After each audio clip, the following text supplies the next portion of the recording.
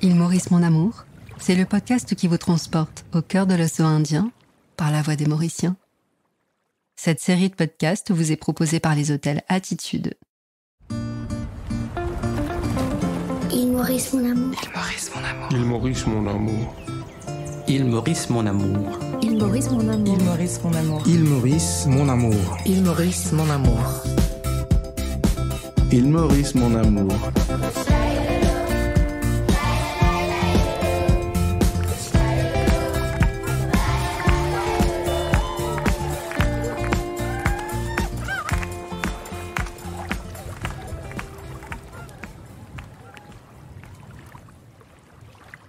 En 2020, vous avez découvert l'île Maurice au travers des récits intimes d'Éric, de Joshila, de Mélanie, de Ritesh et de bien d'autres.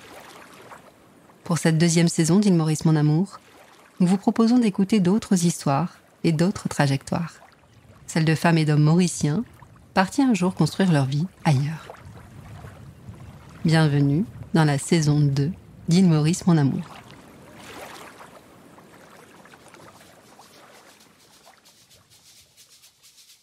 Junaid est né à Pamplemousse et il a grandi à Rose-Île. Son enfance, c'est le foot, les copains et une amitié perdue dont il ne se remettra jamais vraiment. Heureusement, l'adolescence déferle et avec elle, un bouillonnement de créativité et d'amitié qui font naviguer June du théâtre au cinéma en passant par la poésie. Quand Junaid déménage au Kenya à 16 ans, il doit tout reconstruire. Mais c'est en se déracinant qu'il découvrira de nouveaux horizons et de nouvelles choses à explorer, à commencer par son propre talent. Après Nairobi, Junaid partira vivre à Boston, puis à Berlin.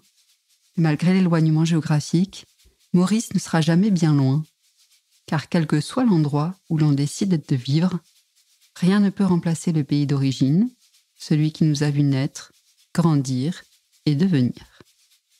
Maurice, c'est moi. Je suis Maurice, c'est moi. Je suis Junaid, et June, c'est un peu mon surnom, nickname, non gâté. Ben voilà, je suis né à l'île Maurice en 1983, donc j'ai 41 ans maintenant. En ce moment, je vis à Berlin depuis 15 ans. J'ai 2 enfants, de 2 partenaires différents et voilà, j'ai une petite fille qui a presque 8 ans, qui habite à Helsinki. Sa mère est finlandaise et j'ai aussi un petit garçon de 1 an avec ma compagne actuelle qui est ici de Berlin.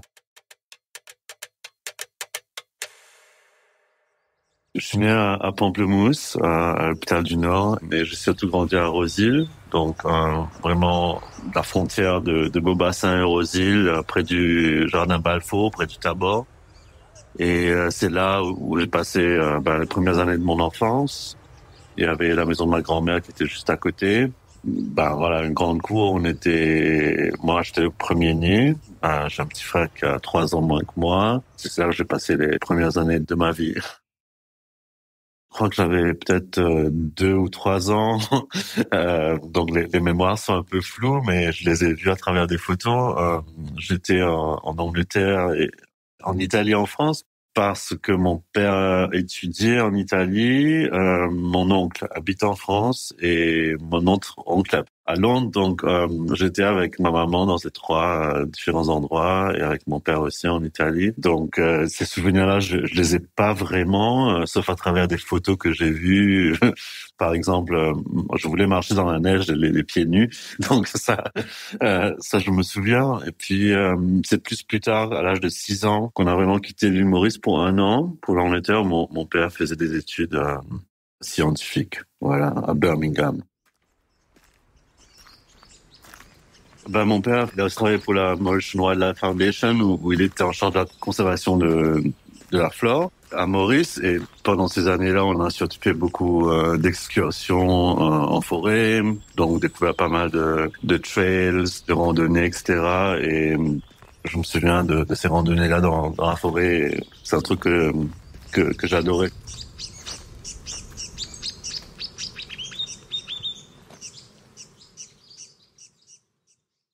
Les premiers souvenirs de l'école primaire, déjà la première semaine, j'étais pas super excité de ça parce que Voilà, on était dans une classe qui était assez sombre, à peu près, peut-être, je sais pas, 30 élèves, 30 à 40 élèves. On était assis au pupitre, on regardait la maîtresse au tableau et on écrivait sur les ardoises. Il n'y avait pas vraiment de couleur, tellement de joie, c'était discipline.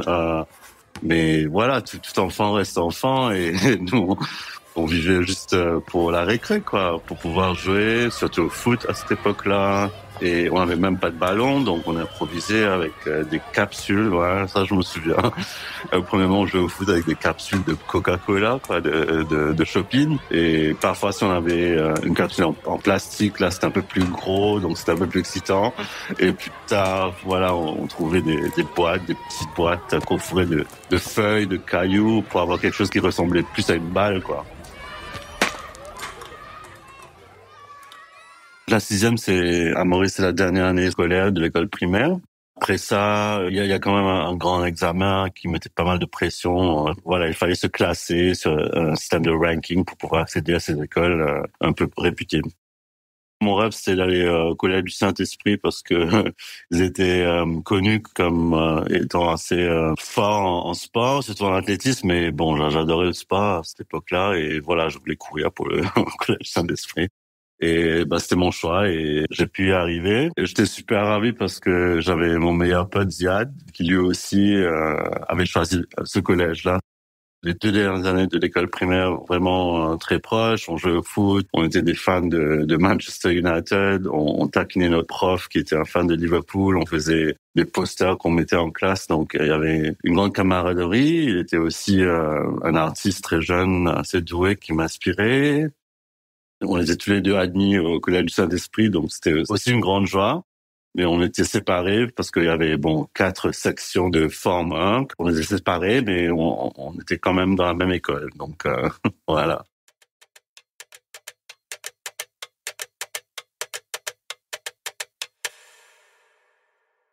Un jour, comme ça, c'était à la fin de la première année.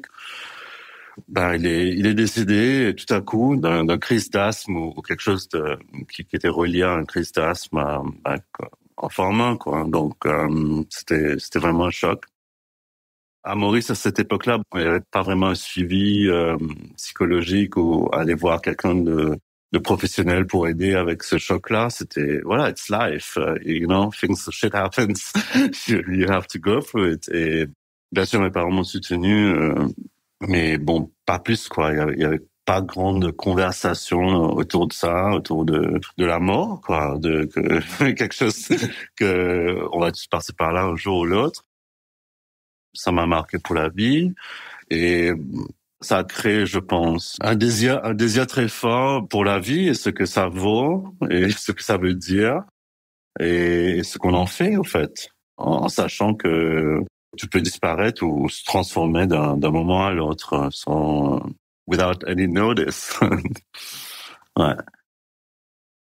Mon enfance, je l'ai quand même passé assez en solitaire, à part les amis de l'école. J'avais un petit frère, mais voilà, on s'intéressait à de différentes choses à cette époque-là. Je lisais beaucoup de ce que je trouvais et je voulais écrire, quoi. J'aimais, au fait, à l'école, surtout les essais qu'il fallait écrire, que ça en français ou en anglais.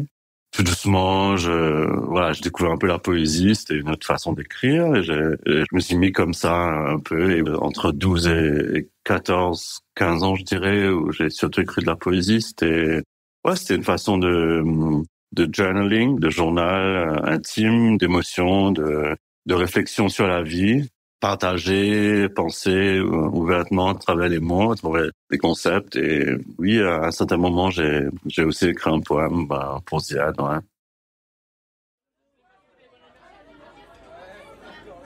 À ce collège, il y avait ce qu'ils appelaient un school spirit, une espèce d'esprit d'école qui était assez forte, de solidarité, je pense aussi. Et j'ai pu me reconstruire un peu un groupe d'amis très proches autour du sport, autour de la musique, autour plus tard du théâtre aussi, de l'écriture aussi. Un des moments les plus forts, je dirais, c'est quand on avait commencé un journal à l'école qui s'appelait les Assassins. Donc le saint écrit avec S-A-I-N-T, donc un peu un jeu de mots. Et bon, voilà, c'était un journal un peu satirique qui parlait un peu sur la vie de l'école, sur des changements qu'on voudrait bien voir. C'était fun, c'était sérieux, c'était philosophique, c'était humoristique. Ah, ça va. On se voyait, on écrivait ça, des articles chez nous, c'est avec des pseudonymes, et puis on l'avait imprimé sur une machine un Xerox machine de photocopieur, quoi. Et on avait lancé ce journal comme ça, just for fun. Et ça a vraiment eu un grand succès. Tout à coup, on était un peu famous à l'école et les gens parlaient de nous et surtout, ils voulaient savoir qui c'était. Finalement, la direction de l'école était vraiment fâchée qu'on disait des trucs ou qu'on parlait de choses. Bon, we never really crossed big lines. Voilà, on était convoqués au bureau du recteur. Il nous a menacé de nous foutre dehors de l'école si on n'arrêtait pas. Alors, tu vois, dictature. Et moi, bon, on a vraiment eu tellement de joie pendant cette création de ce journal que ça, c'est un des souvenirs les plus forts du Collège Saint-Esprit avec des amis qui restent encore des amis maintenant à 41 ans. Ouais.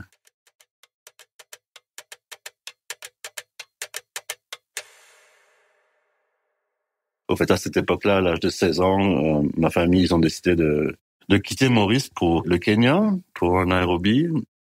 Quand mon père et ma mère ont commencé à me parler de partir pour le Kenya, c'était en raison d'un travail que mon père a eu au sein d'une organisation internationale pour la conservation de la diversité. Et moi, je voulais rien entendre de parler de ça, quoi. J'étais super content au sein de l'école où j'étais, mais aussi dans la vie, parce que je commençais à m'intéresser au théâtre et au cinéma, et j'avais même des occasions de jouer dans des pièces de théâtre et même dans un film, dans un court-métrage en tant qu'acteur, et je voulais continuer à poursuivre ça à Maurice avec mes amis, et j'adorais le collège où j'étais, j'adorais l'athlétisme, donc j'adorais la musique que je faisais avec mon groupe d'amis. Donc pour moi, il y avait no incentive de quitter tout ça pour quelque chose de nouveau. J'aimais aussi j'aimais Maurice, j'aimais voyager, mais je voulais y rester.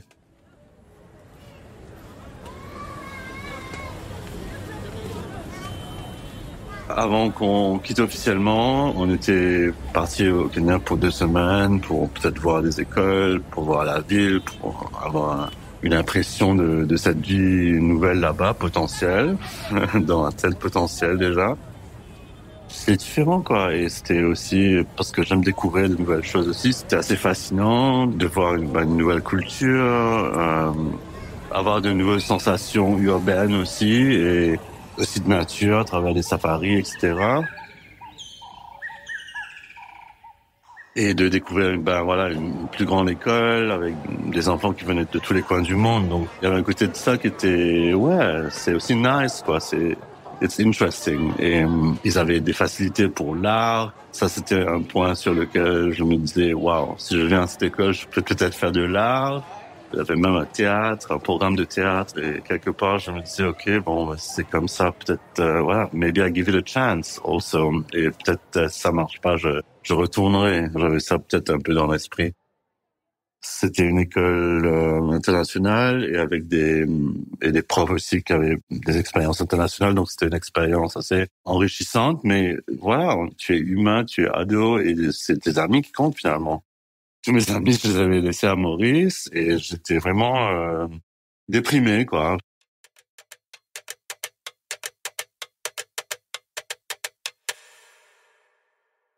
J'avais commencé déjà avec le théâtre à Maurice, un peu de film, et je voulais poursuivre de faire de l'art visuel parce que à Maurice, j'étais pas considéré comme artiste parce que la définition d'artiste, et ça reste parfois dans certains cadres, c'est quelqu'un qui peut représenter quelque chose de la réalité d'une façon assez correcte et précise. Donc, une définition assez restreinte de l'art qui vient plus sur une espèce de technique, quoi, de craft, que techniquement, tout le monde peut y arriver s'ils ont cette éducation du technique. Bougeant au Kenya, j'étais intéressé par cette expression qui est visuelle à travers du design sur les covers d'albums. On écoutait pas mal de Radiohead. Ils avaient quand même une esthétique assez prononcée de graphisme, de photos, qui évoquait quelque chose de fort. Et d'autres musiciens ou des posters n'étaient pas vraiment éduqués sur l'histoire de l'art traditionnel à Maurice, en tout cas, dans mon cas. Et voilà, dans cette école, il y avait quand même un programme d'art visuel qui était formel. Et j'ai un peu découvert ça un peu par accident dans un cours d'anglais, parce que j'aimais surtout écrire, je voulais étudier la littérature. Et voilà, je me suis quand même exprimé sur un passage de Macbeth qu'on étudiait en classe d'anglais. L'exercice, c'était de rendre visuel une scène qu'on étudiait. Donc moi j'avais fait un espèce de collage avec des pastels, avec du film, avec pas mal de différents matériels. Je travaillais un peu comme ça. Et là tout le monde était waouh, c'est super cool ce que tu as fait. Et moi j'étais un peu surpris parce que c'était pas ma définition de l'art. C'était pas ce que je croyais que l'art était et tout. Et le Kenya, ça m'a aussi apporté un nouvel environnement visuel, de couleurs, de textures, de masques, d'africains, de beads. Je commençais à faire aussi mes propres t-shirts. Je peignais sur des t-shirts que je donnais aux amis. I was sewing buttons on them and beads on them. Les 3 amis que j'avais dans le bus tous les matins, 1 heure de la maison pour aller à l'école, dans les champs de café en dehors de Nairobi, où l'école se trouvait. Ils m'ont dit, ouais, mais John, tu devrais vraiment considérer à faire la classe d'art. Dans le bac international, il faut décider déjà au début les 6 différents sujets où tu vas te concentrer. Donc pour moi là, le théâtre, ça ne faisait pas partie de ces 6 sujets au début. Et là, je me suis dit en fait, my friends, je devrais peut-être les écouter et pourquoi pas, c'est mon opportunité de faire ça maintenant. Et de toute façon, j'ai quitté Maurice. Bon, maintenant c'est trop tard et why not? I should try.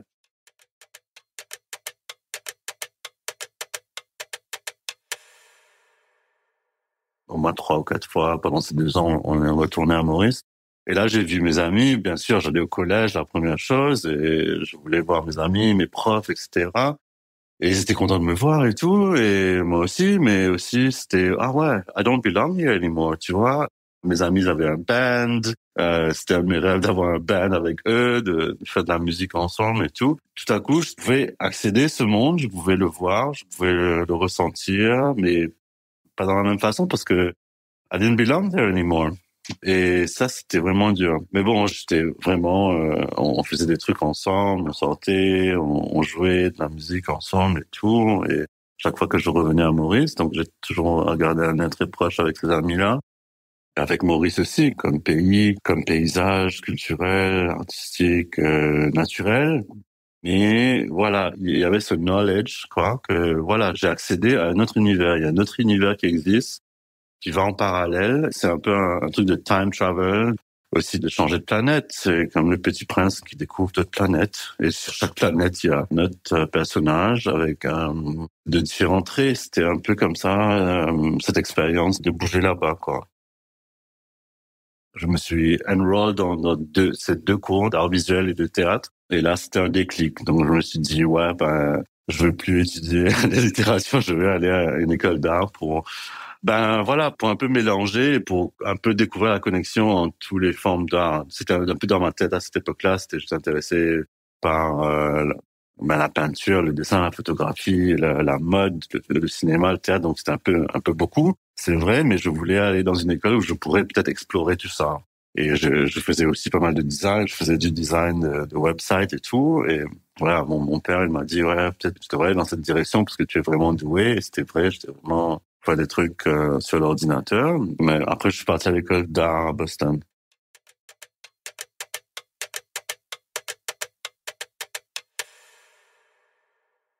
Après avoir fait ce cours d'art dans la terminale, I told myself, okay, I want to go and study art.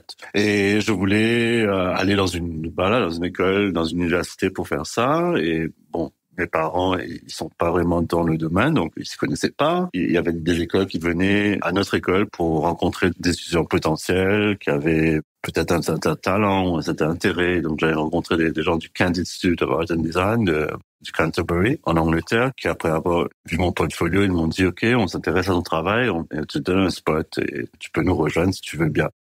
J'avais besoin un peu de ce feedback, de cette opinion professionnelle venant du dehors pour aussi faire mon case, quoi, avec mes parents. Je disais, OK, au fait, mon bon dollar, I'm a good artist. Je peux faire ça sort pas de nulle part. Et après ça, j'ai découvert qu'il y avait une autre école aux States et j'avais un ami qui était dans la même classe que moi au Kenya, qui y allait aussi. Et je me disais, OK, ce serait cool d'y aller quand même pas seul et d'y aller avec un ami.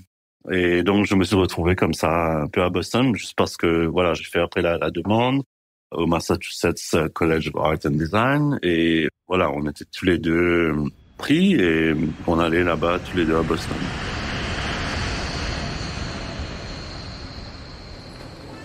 Arrivé aux States, la première fois, en sortant de l'avion, la première chose que je remarque, c'est vraiment le scale, l'échelle des trucs. C'est vraiment tout est géant, surtout les voitures.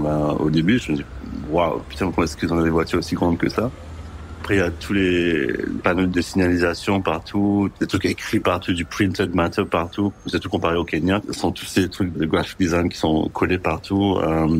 C'était ça, la première impression, c'est vraiment cette échelle vraiment plus grande que j'avais jamais vécu avant. Ça, à Maurice, au Kenya, là, on était, même quand j'étais petit et tout, c'était sur une autre dimension. Et j'arrive là-bas, une semaine avant le 11 septembre. On a aménagé dans l'University Dorm. Il y a des étudiants qui avaient des télés et tout, déjà, dans leur chambre. Et tout à coup, quelqu'un me dit, regardez ce qui se passe. Et on regarde la télé. Et je vois le footage d'un avion qui s'éclate en explosion avec un tower. Le truc qui était vraiment, en fait, choquant, c'est que, ne connaissant rien des États-Unis, n'y étant jamais été, grandissant avec Hollywood, comme pas mal de gens autour du monde, on voit tout le temps ça à la télé, des explosions, des special effects. C'était pas choquant. De voir ça sur la télé, c'était pas une image qui était choquante. Donc c'était, OK, what's that? OK, it's really happened. Et après, quand tu réalises que c'est vrai, c'est là. Mais il fallait quand même, ça a pris un temps, tu vois, de peut-être quelques heures, quelques jours aussi, de penser à ça, de cette perception qu'on a, qu'on n'est pas américain, qu'on est mauricien, c'est une petite île et qu'on regarde des films de Hollywood avec plein de special effects et que là c'est pas du special effects mais c'est vraiment vrai, c'était vraiment ahurissant. Mon arrivée aux États-Unis, ça s'est vraiment marqué à travers ça et un peu Bush administration, la guerre sur l'Irak, le war on terror, la phobie de l'autre, tout le truc islamophobe. Bon, il y a cette concentration de choses qui s'est passée pendant cette première année. C'est vraiment ce populisme américain qui est vraiment monté. J'étais à l'école d'art, j'étais là pour découvrir les choses que je voulais découvrir. Et finalement, je me concentrais dessus, malgré que, il y a pas mal d'œuvres ou d'écrits ou de collages que j'ai produits à cette époque-là qui est quand même reflété sur le monde actuel de ces années-là, quoi, en 2001 et 2005 surtout.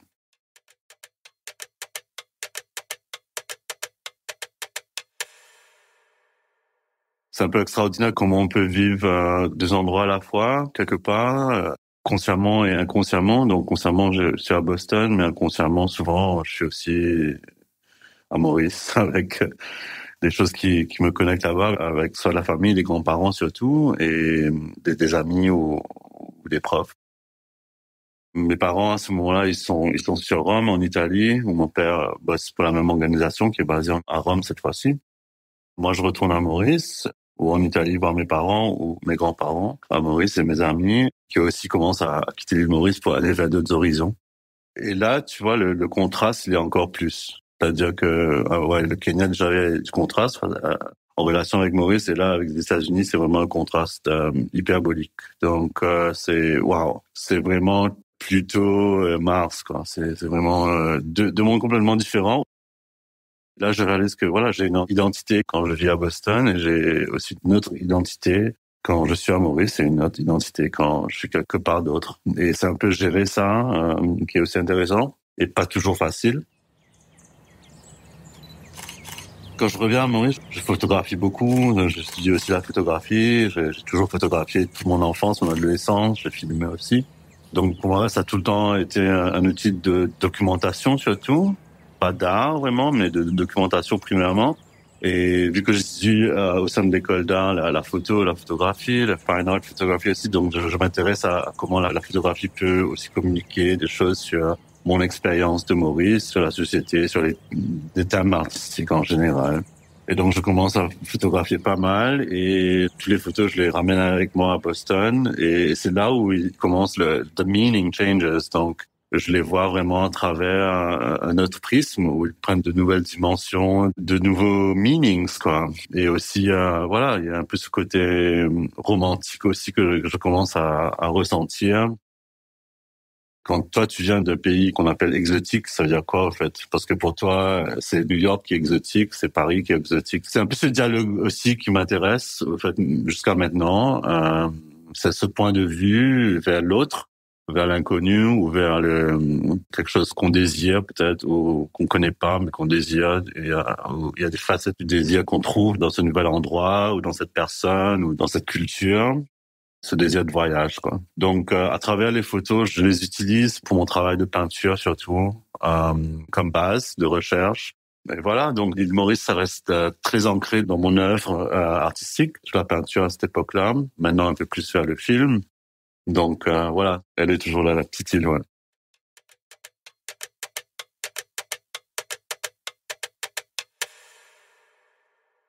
Après mes études d'art, j'avais quitté Boston pour un an. J'étais en Europe et aussi à Maurice, où en 2006, j'avais fait ma première expo.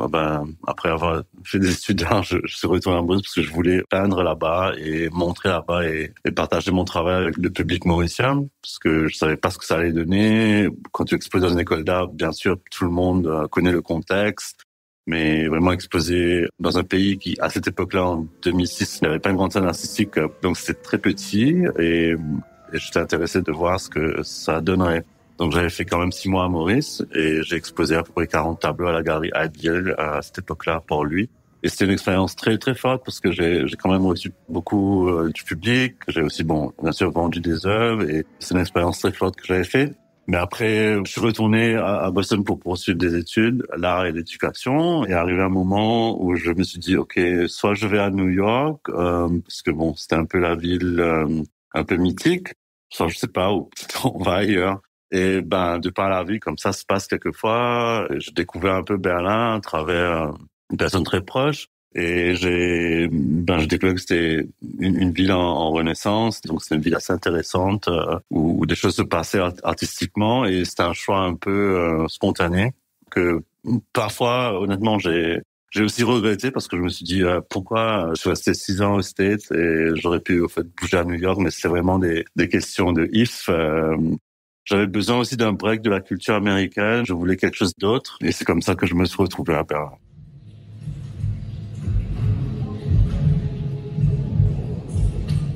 Donc Berlin, ce qui m'a fasciné, c'est vraiment le sens de liberté. Même maintenant, après 15 ans d'y habiter, je pense que c'est une sensation de liberté individuelle, que ça se trouve très rare dans d'autres villes même des grandes villes comme, je pense, Paris, New York et tout, où c'est vraiment open. Il y a vraiment une absence de jugement. Alors ça, c'est ouf, c'est que tu peux être n'importe qui, tu peux t'habiller comme tu veux, tu peux avoir n'importe quelle couleur de peau, n'importe quelle personnalité et tout ça se côtoie harmonieusement, quoi. À Berlin. Berlin, c'est pas l'Allemagne, c'est Berlin. Donc, je dis pas que l'Allemagne c'est comme ça, mais c'est Berlin. Et ça, c'est magique. Je pense qu'il y a un sens d'épanouissement qui est possible ici, de légèreté aussi d'être, qui est vraiment précieux. Et ça, c'est Berlin. Je pense que je pourrais jamais aussi découvrir une autre culture urbaine où c'est à ce point-là fort, où ça dépend pas du statut ou de l'argent, c'est pas conservateur. Donc c'est ça que j'adore sur Berlin.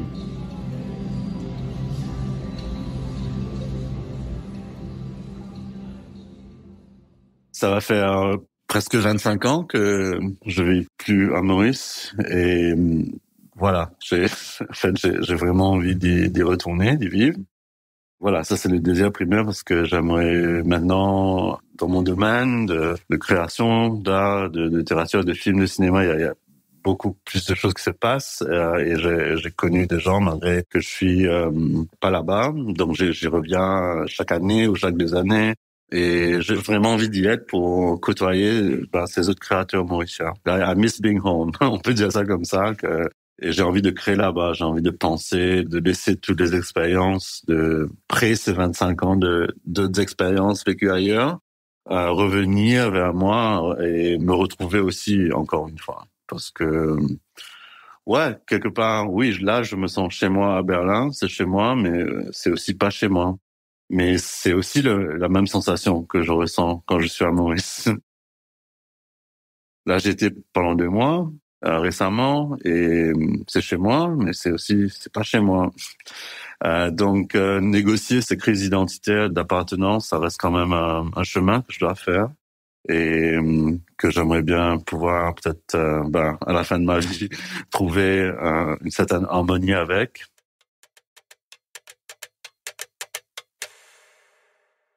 Maurice, c'est moi. Je suis Maurice, c'est moi. Et c'est un truc qui est inséparable. Même, je pense, ça dépend de l'âme de chacun, mais dans mon cas, je dois dire que c'est comme ça que je le ressens, au plus profond, quoi. Au niveau primaire, primitif, sensuel, spirituel, et d'une façon aussi identitaire, quelque part. Si vous avez aimé découvrir l'île Maurice par la voix et la vie de Juned, dites-le nous en nous mettant des étoiles sur vos applis de podcast. Et puisque cet épisode est le dernier, nous espérons que cette 2e saison vous a plu, qu'elle vous a offert un nouveau regard sur l'île et sur ses habitants.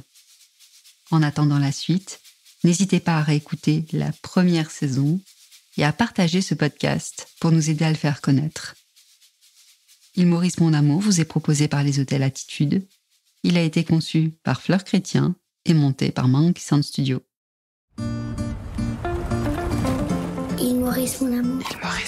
Il Maurice mon amour. Il Maurice mon amour. Île Maurice mon amour. Île Maurice mon amour. Île Maurice, mon amour. Île Maurice mon amour. Il Maurice mon amour.